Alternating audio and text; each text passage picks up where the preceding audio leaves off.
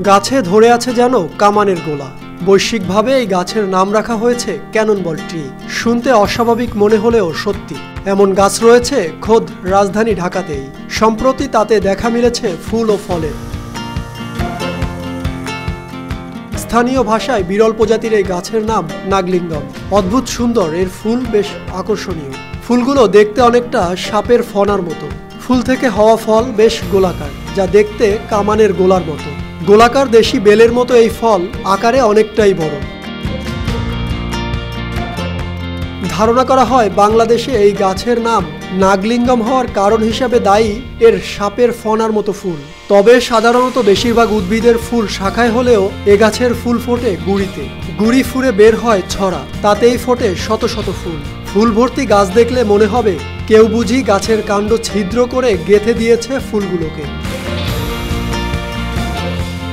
এ গাছের পাতা সবুজ, প্রতিটি ফুলে 5টি করে পাপড়ি থাকে। নাগলিঙ্গমের ফুল গাঢ় গোলাপি রঙের, সঙ্গে হালকা হলুদ রঙের মিশ্রণ।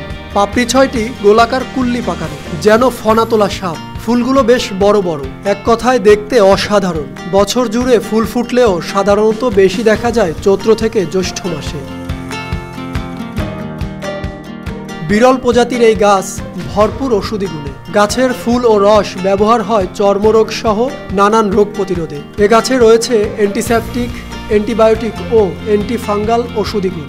গাছের ছাল ও পাতার নির্যাস চর্মরোগ ও ম্যালেরিয়ার প্রতিষেধক হিসেবে কাজ করে। তাছাড়া ফুল ও ফলের নির্যাস থেকে তৈরি হয় দামি সুগন্ধি। কামানের গোলার মতো দেখতে ফলগুলো ব্যবহৃত হয় গবাদি পশুর খাদ্য হিসেবে। একটি ফলে গড়ে বীজ থাকে 100 থেকে 300টি। ঔষধি গুণসম্পন্ন এই বিরল প্রজাতির গাছটিকে সংরক্ষণ করতে বলেছেন ঢাকা বিশ্ববিদ্যালয়ের উদ্ভিদ বিজ্ঞান বিভাগের এই অধ্যাপক।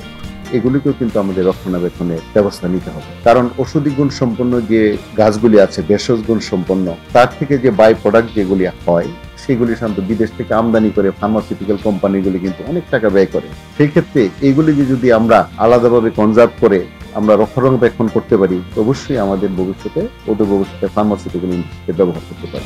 বাংলাদেশে নাগলিঙ্গম বেশ দুর্লভ। তবে ঢাকা জাতীয় উদ্যান ছাড়াও রমনা উদ্যান, কার্জন হল, বলদা গার্ডেন, নটরডেম কলেজ, শেরেবাংলা কৃষি বিশ্ববিদ্যালয় এবং সিলেট, হবিগঞ্জ, বাগেরহাটেও এর অস্তিত্ব পাওয়া যায়।